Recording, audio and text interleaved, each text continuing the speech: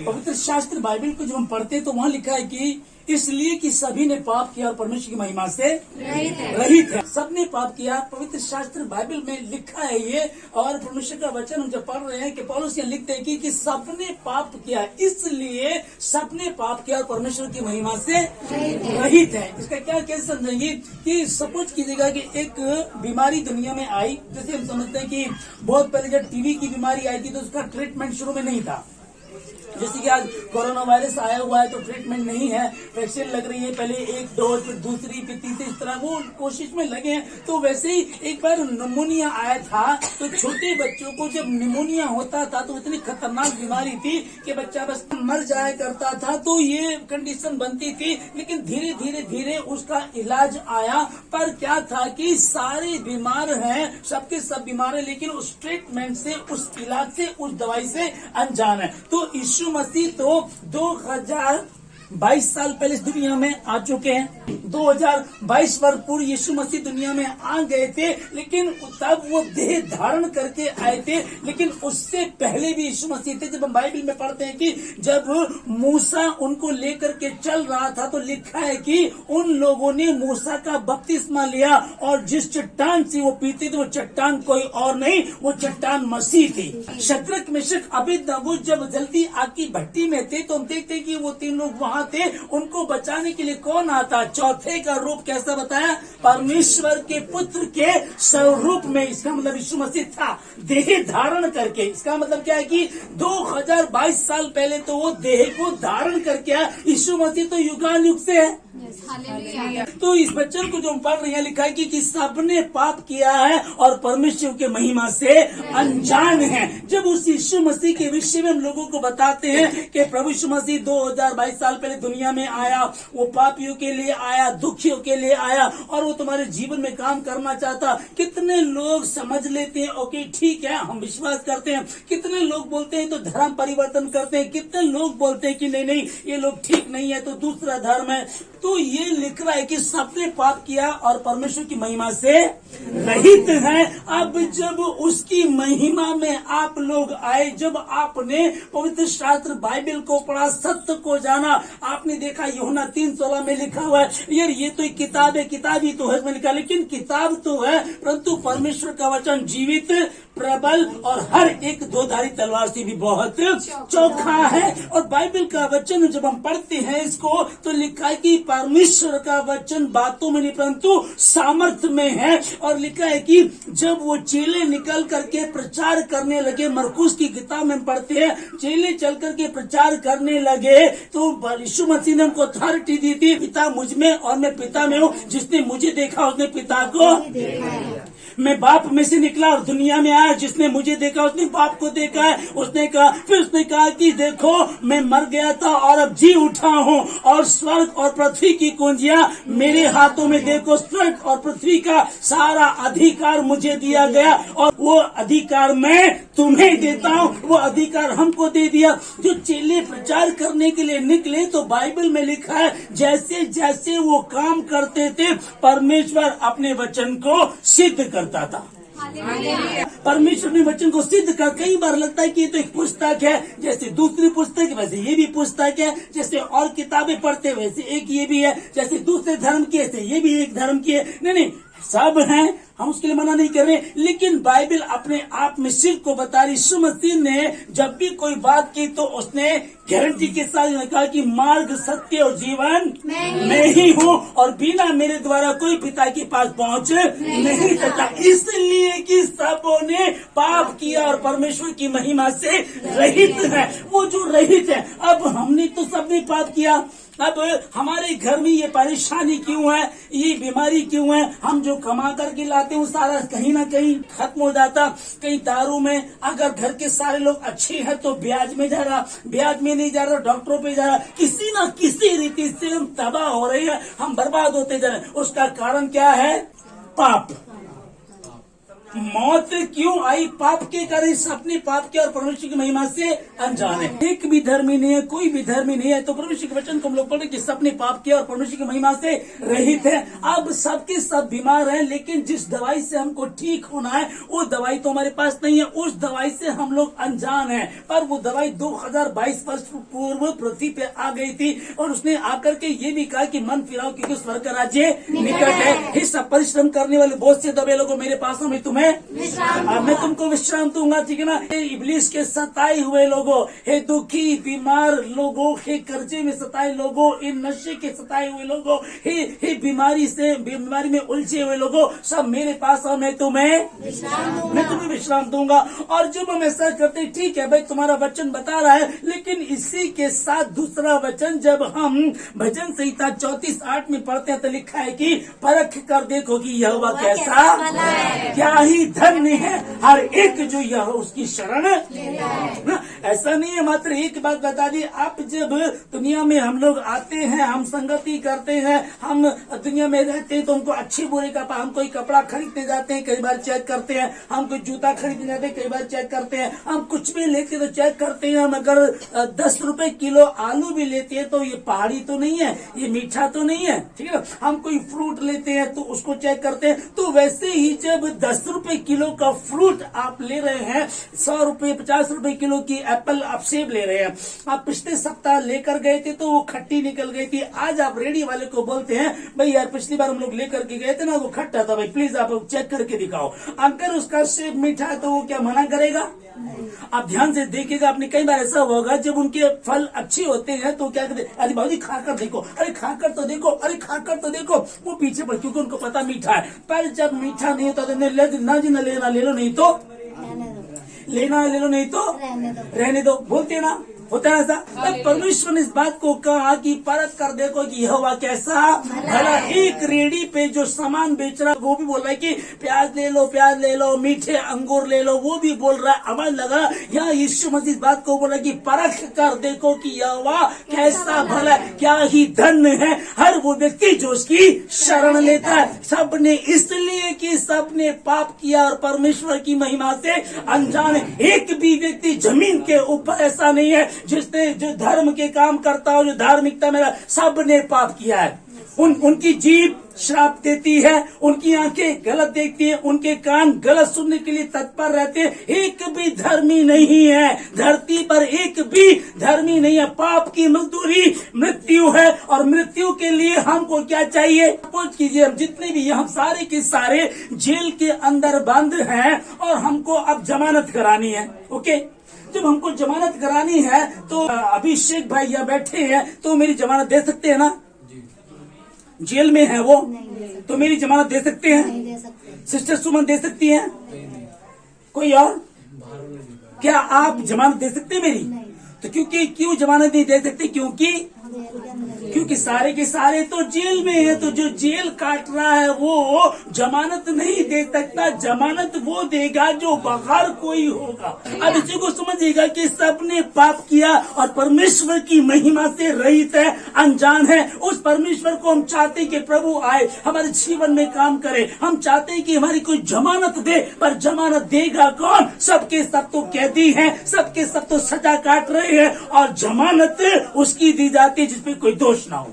अब जमानत उसकी दी जाती है और ऐसा एक व्यक्ति हमको चाहिए था जो हमारी जमानत दे। 2022 साल पहले जब यीशु मसीह दुनिया में आया तो वो अपनी बातों को बोल रहा है कि मन फिराओ क्योंकि स्वर्ग का राज्य है। सब परिश्रम करने वाले बहुत से दबे लोगों, मेरे पास मैं तुम्हें विश्राम दूंगा। यीशु मसीह क्रूस पर कहा कि पूरा हुआ, कहा उसने पूरा हुआ। जैसे उसने कहा पूरा हुआ, कब्रें फटी, कब्रें फटी ना, बर्रा निकल करके भागा, ठीक है ना। जब उसने कहा पूरा हुआ, उसने वहां कह दिया पूरा हुआ, अब तमाम हुआ, अब कोई सोचने की जरूरत नहीं है। पाप की मजदूरी तो मृत्यु, परंतु परमेश्वर का वरदान हमारे मसीह यीशु में अनंत जीवन है। वो मसीह यीशु जो मरा, जो क्रूस पर मरा, उसने कहा कि पूरा हुआ, तमाम हुआ, पूरा हुआ। और जैसे उसने प्राणों को त्यागा, मंदिर का पर्दा फट गया। अब शैतान इब्लीस जो है, अब जब हम उसको देखते हैं कि ये पाप की मजदूरी क्यों है, ये पाप आया क्यों, परमेश्वर ने सबको ईमानदार बनाया था, लिखा कि अपनी समानता में बनाया। अपनी समानता का मतलब क्या हुआ, जैसा प्रभु है उसकी नाक कान आंख बिल्कुल अपने जैसा, उसका स्वभाव, ठीक है ना। लिखा है कि जब उसने उनको बनाया तो नंगे थे परंतु लज्जाते नहीं थे। अब जब उनको ईमानदार बनाया तो शैतान कहां से आ गया, ये पाप कहां से आ गया, इसके लिए क्या कहेंगे।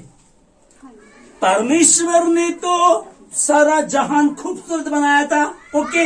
अब उसने पहले मनुष्य को, आदम को बनाया, मिट्टी ली, उसको रचा और अपनी समान, लिखा है कि आओ हम मनुष्य को अपनी समानता में बनाए, अपनी समानता में बना दिया, फिर पाप आया कहां से।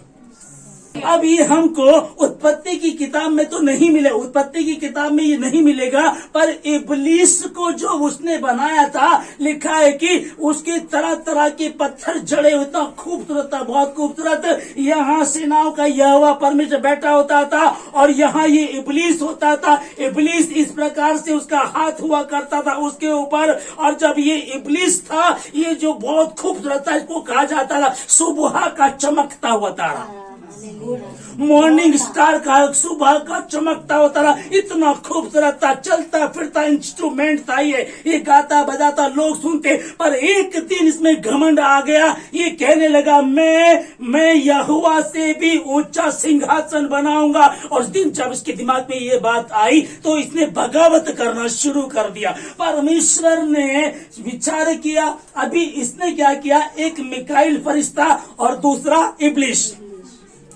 मिकाइल पवित्र, इब्लीस जो शैतान बना, ओके। अब ये शैतान बना तो परमेश्वर ने मनुष्य को बनाने से पहले स्वर्गदूत को बनाया था, स्वर्गदूत को तैयार किया था जो उसके साथ स्वर्ग में रहता था। उसको जब ऊपर से फेंका गया, ये बड़ी बड़ी सेना बनी, जब दो गुट बन जाते, एक तो ईमानदार मिकाइल हुआ, एक तो ईमानदार स्वर्गदूत हुआ, दूसरा बेईमान स्वर्गदूत हुआ, ठीक है ना। अब ये आपस में इन्होंने बात की, जितने यहोवा की तरफ हैं वो मिकाइल की तरफ चले जाएं, और जितने लूसीफर के मानते हैं वो लूसीफर। एक दो बड़ी सेना बन गई और ऊपर से परमेश्वर ने इन दुष्टों को फेंक दिया। जब ऊपर से फेंका तो ये फरिश्ते थे, ये स्वर्गदूत थे, और जब जमीन पर आए तो गिरते गिरते ये हालेलुया, ये शैतान बन गए। इस तरह से शैतान का आना हुआ। शैतान वहां बात कर रहा था, कहने लगा कि मैं यहोवा से ऊंचा सिंहासन बनाऊंगा, मैं उसके तुल्य हो जाऊंगा। जब इसकी दाल वहां नहीं गली तो ये वाटिका में आकर के हव्वा के पास आया। आदम तो बहकाए नहीं गया, पर स्त्री बहकाई गई क्योंकि गड़बड़ी रही है, ओके। जब उसके पास आया तो आकर के कहने लगा, क्या वाकई शक डालता है, झूठों का पिता, झूठ का पिता, हालेलुया, झूठों का पिता, झूठा है ना, झूठ आया आकर के कहने के क्या वाकई ही परमेश्वर ने कहा है। हाँ, प्रभु ने कहा जिस दिन तुम उसको खाओगे मर जाओगे। नहीं, परमेश्वर आप जानता है, जिस दिन तुम उसको खाओगे उसके तुल्य हो जाओगे। वहाँ क्या कह रहा था, मैं परमेश्वर के ऊपर रहूंगा, परमेश्वर से ऊंचा सिंहासन बनाऊंगा, परमेश्वर को ऊंचा रहूंगा, वह इस बात को बोल रहा था। और यहाँ नीचे आकर के जमीन पे आकर के क्या कहने लगा, क्या वाकई कहा है, नहीं, तुम तो इसको फल को खाओ और तुम परमेश्वर के तुल्य हो जाओगे। लेकिन उन्होंने खाया, पाप किया। एक मनुष्य के द्वारा पाप जगत में आया और सारा संसार पापी हो गया। पाप की मजदूरी मृत्यु, इसलिए कि सबने पाप किया और परमेश्वर की महिमा से अनजान है। फिर कहते हैं कि कुछ लोग बोलते हैं कि परमेश्वर ने वाटिका के बीचों बीच इस वृक्ष को लगाया क्यों, रहने देते। परमेश्वर ने अथॉरिटी दी है। परमेश्वर ने आपको रोबोट नहीं बनाया कि आपके हाथ में रिमोट है, आप जब चाहे टेलीविजन को खोलें, तब चाहे आप फ्रिज आपके इशारों पे खुलता, आपके इशारों पे बंद भी होता है ना, ठीक है ना। अब वैसा यदि मुझको और आपको बनाया जाता, परमेश्वर ने ये कहा था कि वाटिका के बीचों बीच एक भले और बुरे के ज्ञान का वृक्ष है, जिसका फल तुमको कभी भी नहीं खाना, जिसका फल तुमको कभी नहीं खाना, जिस दिन तुम खाओगे उस दिन मर जाओगे। क्या वो मरे? आत्मा में मर गए थे। क्योंकि उनकी आंखें खुली। जब जब जब वो आत्मिक थे, नंगे थे, परंतु लज्जाती नहीं थे। पर जिस दिन उन्होंने उस फल को खाया, उनको लगा हम तो निवस्त्र हैं, नंगे हैं। एक किधर भागा, एक किधर भागा, सबने पाप किया। अब शैतान की उत्पत्ति हो गई। शैतान इस रीति से आया और शैतान आकर के लोगों को गुमराह करता है। कई बार परमेश्वर का वचन बताता, हम लोग पढ़ते हैं कि हम क्या कहते हैं कि क्या जादूगर हैं, टोना टोटका करने वाले है ना, वो भी चमत्कार दिखाते हैं। कैसे? मिस्र में जब परमेश्वर मूसा को भेजता है तो कहता है कि ऐसा करना। वो कहता मैं क्या कहूंगा, वो कैसे यकीन, कहता है जो तेरे हाथ में क्या है, छड़ी, इस छड़ी को लेकर करके वहां डाल देना और ये सांप बन जाएगी। तब उसने ले जाकर के छड़ी को डाल दिया और मूसा की छड़ी सांप बन गई। लेकिन वहां जो जादूगर थे उन्होंने अपनी छड़ी डाली और वो भी सांप बन गई। फर्क क्या था? मूसा की छड़ी ने उन सब की छड़ियों को निगल लिया। आप समझिएगा कि टोना भी है, टोटका भी है, जादूगरी भी है, शैतान भी है। क्योंकि जब हम पुराने नियम में पढ़ते हैं, जब शाऊल शमूएल की आत्मा को बुलाता तो भूत सिद्धि करने वाली उसकी आत्मा को बुला लेती है। कहता है ना, ठीक ना? तो इसका मतलब है टोना टोटका, क्योंकि वो गुमराह करने वाला, इसमें कोई शक नहीं है कि वो भी स्वर्गदूत का रूप धारण कर लेता है, होता है। स्वर्गदूत का रूप धारण करके परमेश्वर में जा करके बैठ गया। परमेश्वर ने तो पहचान लिया। हम कई बार नहीं पहचान पाते, परंतु यदि तुम आत्मिक हो तो उस चीज को पहचान पाओगे। इसलिए कि सबने पाप किया और परमेश्वर की महिमा से रहित है। अब हमको उससे निकलना, उससे बचना हम कैसे करेंगे? मैं कहाँ जाऊँ समझ नहीं लिया। बहुत जगह धक्के खा लिए, बहुत जगह हमने पैसा बर्बाद कर लिया। हमने नींबू मिर्च लगाए, घोड़े की नाल ठोकी, जूता टांगा, ये किया वो किया, दुनिया भर का काम हमने करके देख लिया, पर कुछ भी नहीं हो पा रहा जो हमारे श्रापों को तोड़ सके, जो हमें बीमारियों से बचा सके, जो हमें इस पाप से बचा सके। कारण क्या है कि सबने पाप किया और परमेश्वर की महिमा से रहित है। भुलाए हुए तो बहुत है, परंतु चुने हुए थोड़े हैं। भीड़ की भीड़ आपको नजर आएगी, परंतु चुने हुए थोड़े हैं। अब मैं क्या करूं? कौन मुझको मृत्यु से बचाएगा? कौन हमको बचाएगा? पौलुस कहता है कि भला मैं करना चाहता हूं, परंतु भला कर मैं अच्छा करने की कोशिश करता हूं, अच्छा नहीं कर पाता। बुरा मैं करना नहीं चाहता तो बुरा मुझसे हो जाता है। अब इसका करने वाला मैं नहीं, परंतु इब्लीस है। वही पुराना अजगर, वही सांप है, वो हमको सताता है। अब मेरी समझ भी नहीं आता मैं क्या करूं। अब मुझको कौन बचाएगा? वो अनुग्रहकारी जिसने मौत पर विजय पाई, क्योंकि क्रूस की कथा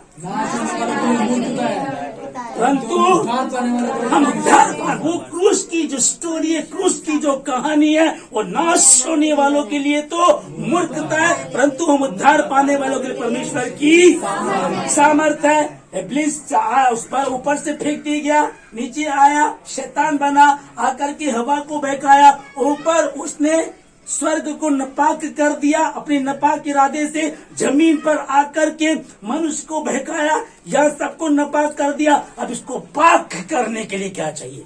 सबने पाप किया है, परमेश्वर की महिमा से रहित है। ये परमेश्वर क्या करे समझ में नहीं आता। कई बार हम लोग ऐसा सुनते हैं कि कुछ लोग बोलते हैं मैं झूठ बिल्कुल नहीं बोलता।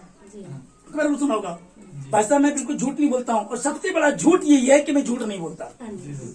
ऐसा एक व्यक्ति नहीं जो कभी झूठ ठीक है ना। सबोपदेशक में जब देख रहे हैं कि यहाँ इसको लिखने वाला बोल रहा है कि निसंदेह पृथ्वी पर एक भी व्यक्ति ऐसा नहीं है जो कभी झूठ ना बोलता हो, जो पाप ना करता हो, जिसने गुनाह ना किया, हर कोई है। और यहाँ जब अय्यूब की पुस्तक में हम लोग पढ़ रहे हैं, यहाँ लिखा हुआ है कि फिर मनुष्य परमेश्वर की दृष्टि में धर्मी कैसे ठहर सकता है? फिर हालेलुया। अब समझिएगा कि निसंदेह ऐसा कोई व्यक्ति नहीं है, सबने पाप किया परमेश्वर की महिमा से।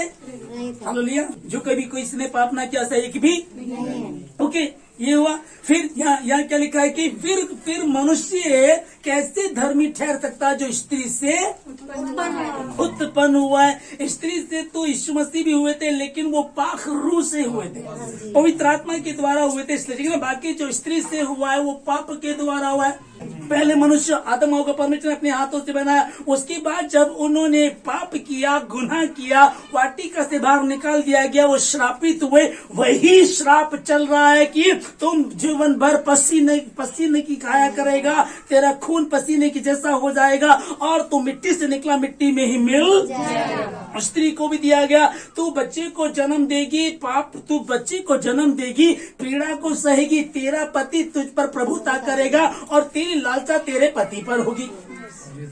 मतलब वो प्रभुता कर रहा है, वो फिर भी कई बार कहते हैं ना, वो पीट रहा है, छेत रहा है, तो भी वो जी करती रहती। कई बार हम लोग सुनते हैं ना, वो तू तुझ पे प्रभुता करेगा और तेरी लालसा उसकी ओर होगी। जब तू बच्चे को जन्म देगी तो मैं तेरी पीड़ा को अत्यधिक बढ़ाऊंगा। इसका मतलब कि पाप की क्या कारण है, क्यों पीड़ा आई है। फिर जो धर्मी स्त्रियां, ध्यान से, जो धर्मी बहनें हैं, जो धार्मिकता में कई बार जब उनसे बातें की जाती है, क्या हुआ कि मैं तो जैसे ही मैं ऑपरेशन रूम में गई, जैसे ही मैं अंदर गई, मेरी डिलीवरी कैसे होगी मुझको पता ही नहीं चला। कितनी बहनें बताती है, ये वो आशीष है। आदम से पाप आया, मृत्यु आई, लेकिन यीशु मसीह से यीशु मसीह से जीवन, वो यीशु मसीह जीवन को लेकर आया। अब लोगों को बताया जाता है कि जब तुम सत्य को जानोगे, सत्य तुमको स्वतंत्र करेगा। अब वो स्वतंत्रता लोगों को मिल जाती, उसके बाद भी आप देखते हैं कि लोग पाप करते रहते हैं ना। उसके बाद भी झूठ बोलना नहीं छोड़ते, व्यभिचार नहीं छोड़ते, चोरी नहीं छोड़ते, गाली नहीं छोड़ते, गंदे काम करना नहीं छोड़ते। इसीलिए क्योंकि पाप की मजदूरी मौत है, ठीक है ना। परमेश्वर ने कैन से कहा था कि तेरा मन तू क्यों उदास है, यदि तू भला करे तो क्या तेरी भेंट स्वीकार न होगी, परंतु यदि तू भला न करे तो पाप द्वार पर छिपा रहता और उसकी लालसा तेरी ओर होगी, परंतु तुझे उस पर प्रभुता करनी। इसका मतलब परमेश्वर ने आपको प्रभुता दी हुई है, प्रभुता आपके भीतर है, आप काम कर सकते हैं। क्योंकि जब आदम के पाप यहाँ बना रहा, शैतान ने जो काम किए, शैतान को परमेश्वर ने अपने पांव से कुचल दिया और वो जी उठा, कहने लगा देखो मैं मर गया था, मैं जी उठा हूं, अब मैं युगान युग तक जीवित हूं और स्वर्ग और पृथ्वी का सारा अधिकार मुझे दिया गया और वो अधिकार मैं तुमको देता हूं। ये लो मेरा अधिकार, लो, जाओ जाकर के सांपों को, बिच्छुओं को रौंदो और दुष्ट की तमाम शक्तियों को, इब्लीस देखो, यीशु मसीह के नाम से इस शरीर को छोड़कर निकल। यदि तू भला करे तो क्या तेरी प्रार्थना स्वीकार न होगी, परंतु यदि तू भला ना करे तो पाप बना रहता है। पाप बना रहता, तू भला करे। वो आया क्रूस पे, क्या वो क्रूस पे मारा गया? हाँ, क्या सच है? हाँ, क्या हम कैसे यकीन करें? आपको यकीन नहीं करना मत कीजिए। दुनिया में हर तीसरा व्यक्ति क्रिश्चियन है। सबसे ज्यादा पढ़े जाने वाला पवित्र शास्त्र बाइबल है। आपकी बहुत सारी बीमारियां ठीक हो जाती हैं। आपका कोई पार्ट खराब हो गया, बदला जाता है, आपके घुटने खराब हो गए, बदले जाते हैं, ठीक है ना। पर जब आपको डिप्रेशन होती है, डॉक्टर मना कर देता है। होता है ऐसा, होता है ऐसा। आपका कोई पार्ट है, ये वाला 10 लाख का है, आपकी किडनी है, बदली जाएगी, ये हो जाएगा, ठीक हो जाएगा, इतना पैसा लगेगा, पैसे के द्वारा हो जाता है। लेकिन जब आप डिप्रेशन में जाते हैं तो डॉक्टर कहता सॉरी, वक्त आने पे ठीक हो जाएगा। जब आप डिप्रेशन में हैं, इस पवित्र शास्त्र को, बाइबल को पढ़िएगा। बाइबल में लिखा है कि तेरे वचनों के खुलने से, बाइबल में लिखा है, भजन संहिता 119 का 30 में लिखा है कि तेरे वचनों के खुलने से प्रकाश होता है, जिससे भोले लोग समझ प्राप्त करते हैं। वो समझ प्राप्त करते हैं, बुद्धि खुलती चली जाती जब आप अपने घर में इस वचन को पढ़ते हैं। क्यों सबसे ज्यादा विरोध आप लोगों का किया जाता है? क्यों आप लोगों से कहा जाता है अच्छा तुम भी धर्मी हो गए, अच्छा तुमने भी धर्म बदल लिया? कारण क्या है कि क्योंकि पत्थर उस पेड़ पे मारे जाते हैं जो फलवंत होता है। उस पेड़ पे कोई पत्थर नहीं मारता जिस पे कोई फल नहीं होता। ठीक है, आप फलवंत हैं, आप फलवंत, आप मसीह में आगे फलवंत होते जा रहे हैं। शैतान को दिक्कत हो गई है, इस जवान को रोकना है। अभिषेक तो बढ़ने लगा, अभिषेक तो बड़े काम करना, दीपांशु तो सब कुछ छोड़ करके मसीह में आया। अब इब्लीस वही पुराना अजगर, वही शैतान आता और आकर के तुमको बहकाता है। पर जब तुम उसमें ईमानदारी से बने रहते हो तब वो परमेश्वर कहता है कि मैं युग के अंत तक सदा तुम्हारे साथ अपने पाप किया और परमेश्वर की महिमा से रहित है। जबकि उसके राज्य में प्रवेश करने का समय अभी भी है।